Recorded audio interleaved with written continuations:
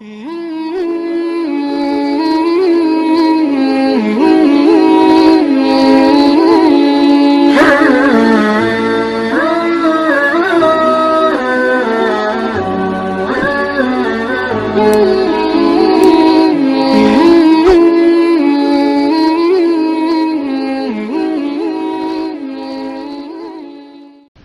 kasih.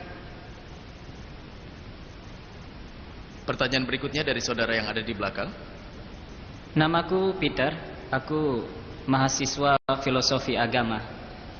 Pertanyaanku adalah tentang keaslian teks dari Al-Quran. Pertama, saat Abu Bakar memerintahkan Zaid untuk mengumpulkan teks-teks, dia melakukannya. Tapi juga tertulis di dalam Al-Bukhari jilid 4 halaman 96, Abdul ibnu Mas'ud, dia adalah yang berwenang, yang disebut oleh Muhammad, dia mengumpulkan teks-teks. Lalu Salim, budak yang dibebaskan, dia mengumpulkan teks-teks. Dan juga Ubay ibnu Ka'ab, penghadis utama yang disebut oleh Muhammad.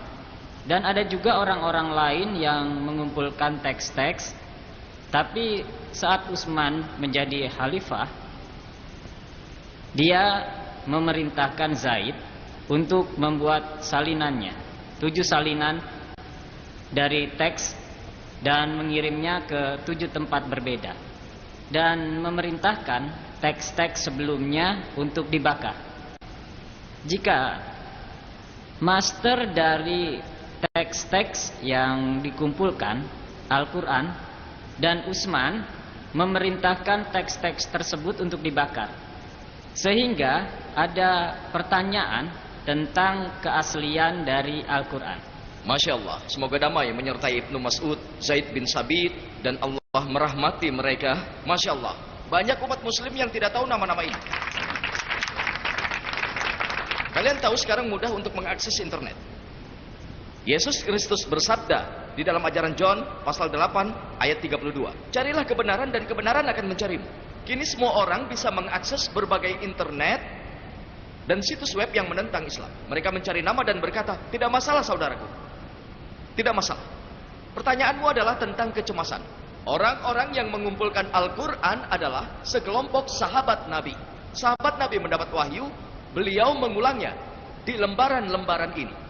Dan seandainya beliau mendapatkan wahyu dan Nabi punya ingatan yang Masya Allah, Allah telah mengaruniainya dengan memori yang sangat kuat, dan beliau mengulangnya di atas lembaran-lembaran.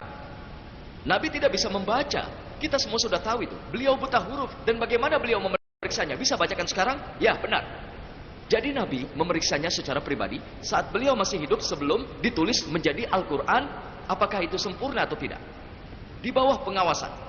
Dan lembaran-lembaran ini telah dipilih oleh Nabi. Jadi saat wahyu turun selama 22,5 tahun, semuanya telah diketahui dan dikumpulkan dalam satu buku.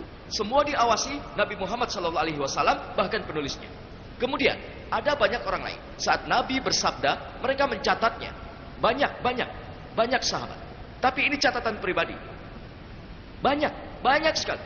Tapi ini catatan pribadi dari orang-orang yang tidak diperiksa oleh Nabi Muhammad. Seandainya guru memberi catatan ratusan kopi, bagaimana aku tahu itu benar atau salah? Kalau aku memberi pelajaran, kalau ada yang mencatatnya, pasal sekian, bagaimana cepat mereka mencatat? Dan kalau tidak kuperiksa, lalu ada yang berkata ini referensi dariku, bagaimana bisa? Apa sudah kuperiksa? Jadi apa yang terjadi kemudian? Ada banyak versi Al-Quran. Versi di sini itu berarti sebuah tiruan Al-Quran. Dan saat Islam menyebar, orang-orang tidak tahu mana Al-Quran yang asli. Jadi saat itu, meskipun tiruan Al-Quran sudah ada, Abu Bakar mengunjunginya. Dan saat proses penulisan, itu ada di tangan istrinya Nabi, Hamzah rahimahullah. Lalu Utsman juga mengkopinya, memerintahkan dan menulis replikanya agar bisa dikirim ke berbagai belahan dunia. Lalu beliau berkata, apapun salinan yang kau punya, baik benar atau salah, itu pilihan. Itu tidak berarti memeriksa. Jadi mereka punya catatan sendiri. Seandainya ada yang mencatat ceramahku, yaitu seorang di sana mencatat, mungkin dia 80% benar, 90%, 100% itu sangat sulit. Benar kan? 100% itu sangat sulit. 80%, bahkan meski 100% benar dan aku memberi kalian ini buku tentang ceramahku, kalian akan langsung membelinya. Al-Quran dan Sains Modern, asli olehku. Catatan kalian akan tersingkir. Kenapa kita butuh catatan itu? Aku memberi kalian buku, dan itu tentang ceramah penuh. Kalian akan membaca Al-Quran dan Sains Modern. Kalian tahu, semua catatan itu akan tersingkir, dan ini yang benar. Asli olehku, Dr. Zakir Naik. Bukuku. Jadi sama halnya dengan yang dilakukan Nabi. Ada wahyu-wahyu dari Allah. Utsman rahimahullah berkata, semua lembaran harus dibakar. Itu bukan berarti membakar Al-Quran. Al-Quran sudah terbit. Tapi orang-orang yang punya catatan sendiri, mereka punya perbedaan. Jadi itu sebabnya salah satu dari salinan itu bahkan hingga hari ini ada di Museum Topkapi Istanbul. Jadi ini kita periksa zaman sekarang dengan mushaf. Ini sama persis. Kata demi kata, huruf demi huruf. Begitulah. Bahkan jika kalian berusaha mengubahnya, kalian tidak bisa. Karena zaman sekarang banyak jutaan orang yang tahu Al-Quran dengan hatinya. Dan di sini ada, Masya Allah, banyak hafiz, Masya Allah, yang tahu Quran dengan hatinya. Bahkan meski kalian membuat salinannya, mengumpulkannya dengan cepat, dan akan menandingi Al-Quran yang asli, kata apa yang bisa dihasilkan? Semoga itu jawabannya. Tapi apakah itu sama dengan yang asli di masa Muhammad?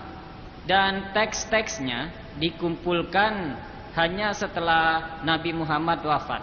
Itu sangat salah, jelas salah. Yang harus kita sadari bahwa Zaid bin Sabit, dia ditunjuk sebagai pemimpin pengumpul lembar. Ada banyak sahabat, dia yang ditunjuk sebagai pemimpin, dan ini secara pribadi dibuktikan oleh Nabi Muhammad SAW. Dan kemudian di masa Abu Bakar rahimahullah, beliau mengumpulkannya ke dalam bentuk kitab. Karena saat itu belum ada kertas, belum ada pena, yang ada perkamen, ada tulang, ada pedang, dan benda-benda lainnya. Lalu mereka disatukan ke dalam satu bahan dan dibuat dalam bentuk kitab. Tidak ada yang berkata kalau itu versi yang berbeda. Jadi semua lembaran ini bahkan hingga masa Khalifah Utsman, orang-orang yang masih hidup dalam kelompok pengumpul mushaf itu, beliau memanggil mereka, dan di antara mereka ada Zaid bin Sabit, beliau ditunjuk sebagai pemimpinnya. Semoga terjawab.